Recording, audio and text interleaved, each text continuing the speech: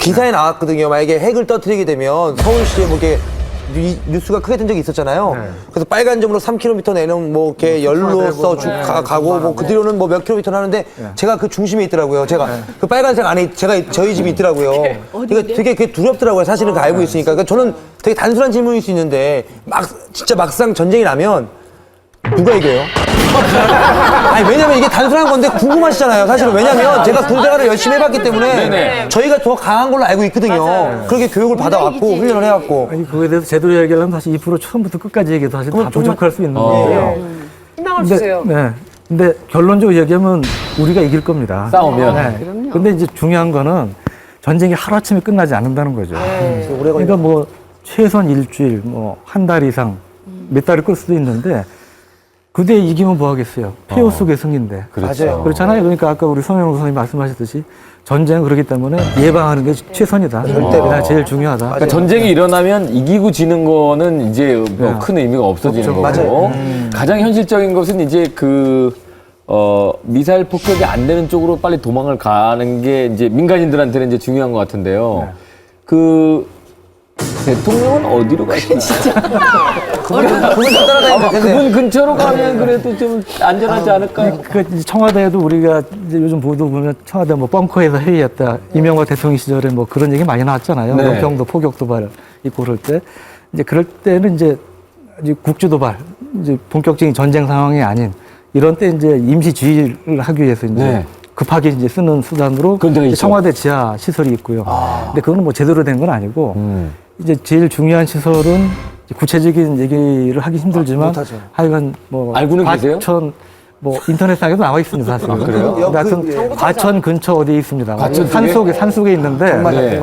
이제 거기에 전쟁이 나면 대통령, 각부 장관 이런 정부 주요 이제 고위 관리들 예, 그다음에 이제 군 지휘부가 그쪽에 들어가서 전쟁을 지휘하게 됩니다.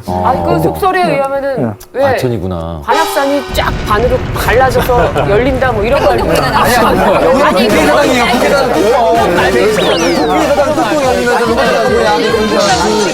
이승기지는 수준이 좀 한참 낮으신데요, 대화 수준이? 아니 아까 작가분들이 궁금한 거 있으면 다 그냥 앞에 물어보라고 그래서 그 일본이 저기 국회의사당 아닙니까? 로봇 태권브의 마징가츠 사람 일본이 국회의사당, 2번이 관악산 아닙니까? 네네 관악산 근데 그건 내 말을 우스갯소리고요.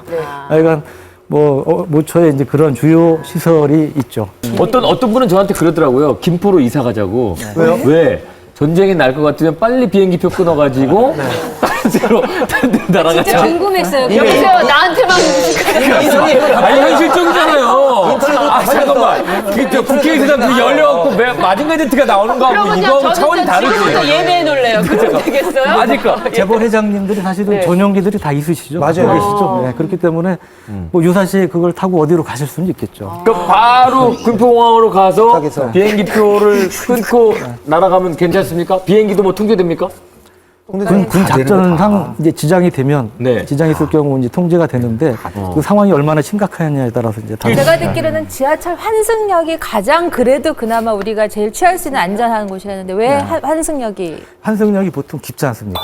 그러니까 우리가 뭐 녹사평양이나 어디 보면 대표적으로 지하 4, 50m 정도만 같은 깊잖아요. 그러니까 보통 이제 우리가 한계층 높이를 한 3m 정도 잡으면 지하 50m면 한 16층 깊이 되지 않습니까? 그러니까 상당히 깊이가 되는 거죠. 그렇기 때문에 상대적으로 안전하다. 지하로 가는 게 일단 제일 중요하겠네. 근데 여기서 어디서 언제 어떻게 그 상황이 발생할지 모르니까 자기가 어느 위치에 있을지 모르잖아요. 그럴 경우에 일단 지하철로 무조건 들어가는 게. 지하 쪽으로 향하는 게 제일 낫겠네. 이제 물론 이제 이런 경우 있습니다. 북한이 이제 갖고 있는 것 중에 화학 무기가 있는데 북한이 이제 세계에서 세 번째로 화학 무기를 많이 갖고 있는 나라입니다. 한 2,500에서 5,000톤 되는데 그거는 뭐 소량만 갖고도 많은 사람을 죽일 수 있는데 지하에 그런 이제 화학 무기 그 가스가 들어가면 그거는 참 대책이 없어요. 그럼 이거 뭐 막 이거 있잖아요. 방독면 같은 거 물론 그래서 이제 지하철 가면 요즘 다 있잖아요. 그래서 좀 보수단이 있지만 상대적으로 밖에 있는 것보다 위험할 수는 있는데 요새 그래서 무슨 차폐 시설도 만들었고 이런 거 해놨어요.